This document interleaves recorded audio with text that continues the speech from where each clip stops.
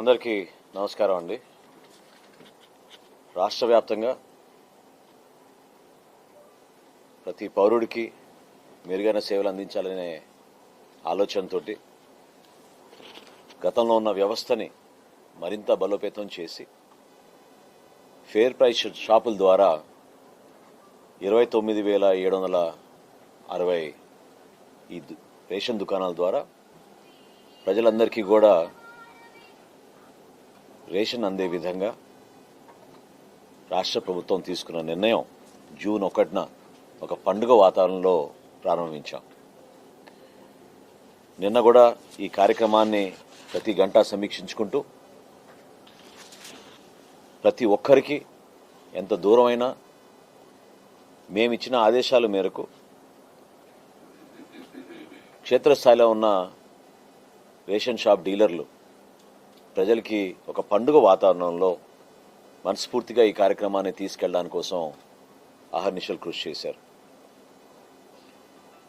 గత 3 నెలల్లో జరిగిన ప్రక్రియ ఈ నెలలో అంటే నిన్న ఇవాళ జూన్ 1వ తారీఖు మరి 2వ తారీఖుతో పోల్చుకుంటే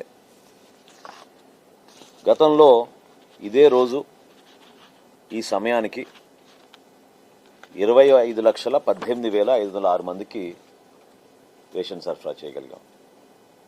అంటే ఎండియూ వ్యాన్లు ఉన్నప్పుడు ఆ వ్యాన్ల ద్వారా 9,260 వ్యాన్లు వాళ్ళు చేయగలిగేది 25,18,506 కార్డుదారులకు కుటుంబాలకు వాళ్ళు అందించగలిగారు సరుకులు. అదే ఈరోజు 1వ తారీఖు జూను 2వ తారీఖు జూను 4 వరకు ఇప్పుడే వచ్చిన లెక్క ప్రకారంగా 34,81,202 రేషన్ కార్డుదారులకు కుటుంబాలకు పౌర సరఫరా శాఖ నుంచి ఫేర్ ప్రైస్ షాప్స్ నిత్యావసర సరుకులు అందించడం జరిగింది. ఇది సుమారు గతంతో పోల్చుకుంటే 60% ఎక్కువగా మనం డెలివరీ చేయగలిగాం. ఇది నిజంగా ఈ కార్యక్రమం ఒక సక్సెస్. దీని వెనుక చాలామంది కష్టపడ్డారు.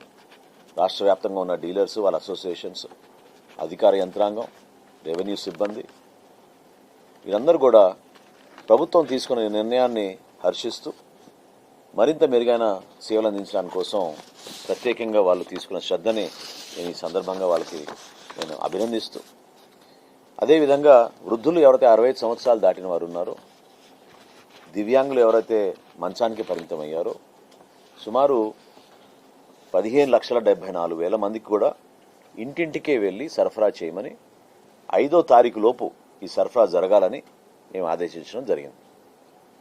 ఇప్పటి వరకు మాకు వచ్చిన లెక్క 3,73,062 కార్డుదారులకు మా రేషన్ షాప్ డీలర్లు ఇంటింటికి వెళ్ళి సరఫరా చేయడం జరిగింది. ఇది యావరేజ్ మేము అనుకున్నట్టే దాదాపు 31-32% మేము ఈ కార్యక్రమంలో కూడా 2వ తారీఖు మధ్యాహ్నానికల్లా ఇది 1 గంటకు వచ్చిన లెక్క కల్లా చేయగలిగాం. అయితే పత్రికల్లో కూడా మీరందరూ కూడా ప్రతి జిల్లాలో వస్తున్న వార్తలు, నియోజకవర్గాల నుంచి మాకు వస్తున్న ఫీడ్బ్యాక్, జిల్లా కలెక్టర్లు, జాయింట్ కలెక్టర్లు, స్థానికంగా డిస్ట్రిక్ట్ సప్లై ఆఫీసర్స్ అందరూ కూడా ఎప్పటికప్పుడు మేము చెక్ చేసుకుంటే కొన్ని టెక్నికల్ ఇష్యూస్ నిన్న కూడా వచ్చినాయి. ఎందుకంటే ఒకేసారి ఎక్కువ మంది షాపుల దగ్గర రావడంతో కొన్ని సందర్భాల్లో సర్వర్ ఇష్యూస్ వచ్చినాయి. మధ్యాహ్నం నుంచి సజావుగానే జరిగింది.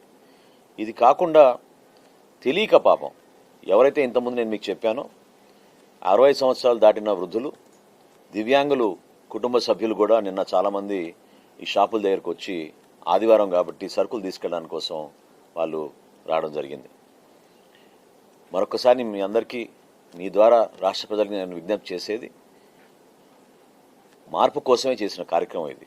1వ తారీఖు నుంచి 15వ తారీఖు వరకు ఉదయం 8 నుంచి 12 వరకు, మధ్యాహ్నం 4 నుంచి 8 వరకు మీకోసమే ఈ తలుపులు తెరిచి ఉంటాయి. మీరెవ్వరు కూడా కంగారు పడి ఈ 2 రోజుల కోసం 3 రోజుల కోసం అంటే ఇదివరకు అలవాటు అయిపోయింది, వ్యాన్లు వచ్చినప్పుడే మన సరుకులు తెచ్చుకోవచ్చు అని. అటువంటిది ఏమీ లేదు. ఈ 15 రోజులు వీళ్ళు తెరిచే ఉంటారు. ఎక్కడా ఏమి ఇబ్బంది లేకుండా మీకు సరఫరా జరిగేటట్టు. దీంతో పాటు మీరు పక్కనున్న మీ షాప్ కాకుండా వేరే షాప్కి వెళ్ళి తెచ్చుకోవాలనుకున్నా కూడా పోర్టబిలిటీ అంశం కూడా మేము ఈసారి అవకాశం కల్పించాం. ఎవరు ఏ షాప్కి వెళ్ళినా కూడా తీసుకునే విధంగా 10% ఎక్కువగా సరుకులు ఈ షాపులకు అందించి ఈ కార్యక్రమాన్ని ప్రజల్లో మరింత దృఢంగా వారు కోరిన విధంగా ఏ సమయం అయితే వారు ఆ సమయానికి రాగలుగుతారో పనులు మానేసుకుని రావాల్సిన పరిస్థితి లేకుండా ఈ కుటుంబాలకి ఒక ధైర్యం నింపే విధంగా, ఒక భరోసా నింపే విధంగా ఈ కార్యక్రమం చేసుకుంటూ వచ్చాం. దయచేసి ఎవరి కుటుంబాలు అయితే 65 సంవత్సరాలు నిండిన వృద్ధులు ఉన్నారో, అదేవిధంగా దివ్యాంగులు ఉన్నారు, మీరెవ్వరు కూడా తొందరపడి షాపుల దగ్గర రావాల్సిన పరిస్థితి లేదు. ఖచ్చితంగా మా డీలర్లే మీ దగ్గర తీసుకొచ్చి అందిస్తారు.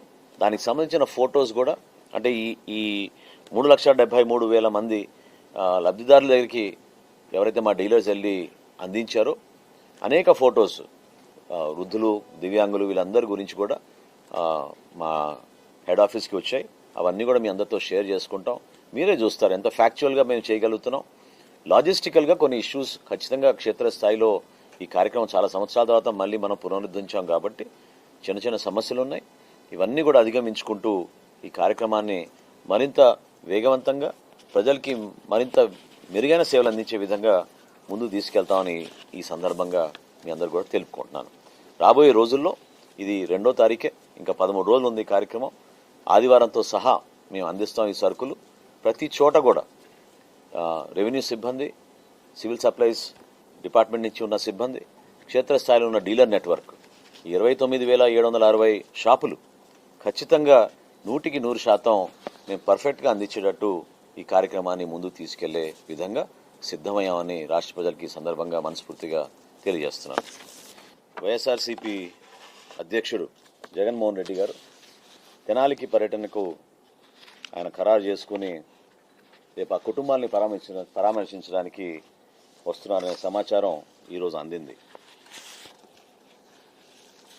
దీని నేపథ్యం అక్కడ ప్రజలు పడుతున్న కష్టాలు, అక్కడున్న వాస్తవాల్ని రాష్ట్ర ప్రజలకి, తెనాలి ప్రజలకి వాళ్ళ ఆవేదన ఏంటో, ఏ విధంగా క్షేత్రస్థాయిలో వాస్తవాలు ఉన్నాయో తెలుసుకుని ఖచ్చితంగా జగన్మోహన్ రెడ్డి గారు ఆలోచించాలి. ఎందుకంటే అక్కడ జరిగిన సంఘటనలు గత 5 సంవత్సరాల్లో వారి పరిపాలనలో ఎంతో మందిని ఆశ్చర్యం కలిగించింది.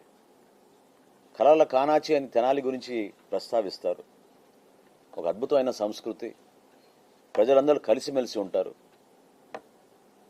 పట్టణంలో కూడా గ్రామీణ వాతావరణం, అటువంటి సంస్కారం, గౌరవించుకునే పద్ధతులు, బిడ్డల్ని చదివించుకోవాలనే తపన, ఎంతోమంది ఆ ప్రాంతాన్ని నుంచి చాలా ఉన్నత స్థాయికి ఎదిగిన వ్యక్తులు, కళాకారులే కాదు అన్ని రంగాల్లో కూడా కంట్రిబ్యూట్ చేశారు. అటువంటి చరిత్ర కలిగిన తెనాలిని గంజాయి అడ్డాగా 5 సంవత్సరాలు మార్చేశారు. ఊహించని విధంగా 2 గ్యాంగులను ఏర్పాటు చేసి ప్రాంతాల వారీగా విభజించుకుని గంజాయి అమ్ముకునే హక్కు ఈ రౌడీ షీటర్లకి, గ్యాంగులకి అక్కడ అవకాశం ఇచ్చి ఎవ్వరు కూడా మమ్మల్ని ఆపలేరు, పోలీస్ యంత్రాంగంతో సహా ఎవరి గురించి మేము వెనకాడాం అని ప్రజల్ని భయభ్రాంతులు గుర్తు చేసి, మహిళలు ప్రత్యేకంగా నేనే ఆశ్చర్యపోయాను. క్యాంపెయినింగ్ అప్పుడు కూడా, ఎలక్షన్ క్యాంపెయినింగ్ అప్పుడు కూడా మే 1వ తారీఖున నాకు బాగా గుర్తు, నాకు మంచి మిత్రుడు, ఆదర్శ రైతుడు ఆ ప్రాంతానికి, ఈదర్ పూర్ణచంద్ గారు అని, వారి అబ్బాయి బాంబే నుంచి అక్కడ ఐటీ ప్రొఫెషనల్గా పనిచేస్తాడు. గత సంవత్సరం మే 1వ తారీఖున ఇదే ప్రాంతంలో బైక్ మీద వెళ్తుంటే అడ్డుకుని భయంకరంగా అతన్ని కొట్టారు. అంటే ఆ మత్తులో, గంజాయి మత్తులో వీళ్ళు చేస్తున్న అరాచకాలు మామూలు విషయం కాదు. 5 సంవత్సరాల్లో ఈ గ్యాంగుల మధ్యన హత్యలు కూడా జరిగినాయి.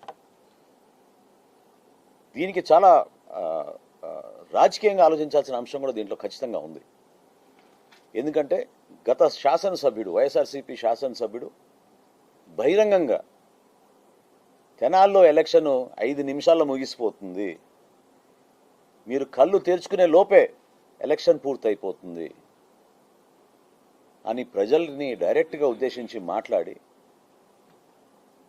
అహంకారం ఎందుకు వచ్చిందంటే వీళ్ళందరినీ పక్కన పెట్టుకుని వీళ్ళ ద్వారానే కార్యక్రమాలన్నీ నడిపించి అక్కడ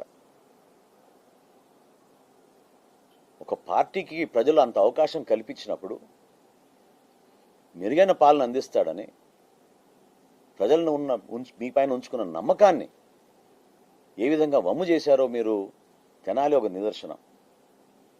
అసలు గతంలో ఎప్పుడు లేదు ఇటువంటి వాతావరణం. ఇదే ఐతానగర్లో ఇంట్లో గాంజాయి పెంచారు, మొక్కలు పెట్టారు. ఏమైపోయింది చూడండి, అసలు ఎంత మార్పు వచ్చేసింది. అసలు మన రాష్ట్రంలో మీ అందరికీ తెలుసు, తెలంగాణ పోలీసు కూడా చివరికి ఆంధ్రప్రదేశ్లో గంజాయి ఆపుకోగలిగితేనే మేము ప్రశాంతంగా ఉండగలుగుతాం తెలంగాణలో అని వారు మన ప్రాంతానికి దాడులకు వస్తే ఆ పోలీసులపైన దాడి చేయించారు. ఆ రోజున సీనియర్ ఆఫీసర్లు, రాజకీయ నాయకులు ఎక్కడికక్కడ ప్రజల్ని చైతన్యపరచాలని ఒక ప్రయత్నం చేస్తే ఎవరన్నా విన్నారా, ఆగారా చెప్పండి?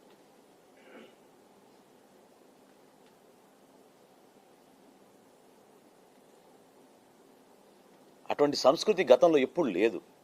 ఈ కొత్త సంస్కృతి వీళ్ళు తీసుకొచ్చి అరాచక శక్తుల్ని, హిస్టరీ షీటర్లని, ఎవరిపైన 10 కేసులు, 12 కేసులు, 13 కేసులు ఉన్నాయో వాళ్ళు కూడా లా అండ్ ఆర్డర్ అంటే అసలు భయమే లేనట్టుగా, ఎవ్వరు మమ్మల్ని అడ్డుకోలేరు, మా కార్యక్రమాలు మేము చేసుకుంటూ వెళ్తాం, తోచిన విధంగానే మేము పనిచేస్తాం అనే ఆలోచనతో ఎంతమందిని ఇబ్బంది పెట్టారు చూడండి. నేను ఇందాక చెప్పాను, నేను డైరెక్ట్గా గతంలో ఉన్న శాసనసభ్యుడు, వైఎస్ఆర్సీపీ శాసనసభ్యుడు 5 నిమిషాల్లో ఎలక్షన్ ముగిస్తా అని చెప్పిన వ్యక్తి ఆ రోజున పోలింగ్ రోజు సుధాకర్ అనే వ్యక్తి ఇంతమంది వెళ్ళిపోతున్నారు లోపలికి, మేము 3 గంటల నుంచి మేము క్యూ లైన్లో ఉన్నామంటే విచక్షణ రహితంగా ఎంత దారుణంగా ఆయన ఆ రోజు కొట్టారో మీరు అందరు చూశారు, రాష్ట్ర ప్రజలందరూ చూశారు. దీనికోసమే వీళ్ళు చేసిన ఈ పన్నాగం, ఈ ఎత్తు కూడా దానికోసమే. ఇటువంటి అరాచక శక్తుల్ని, గ్యాంగుల్ని ఇట్లా తయారు చేసి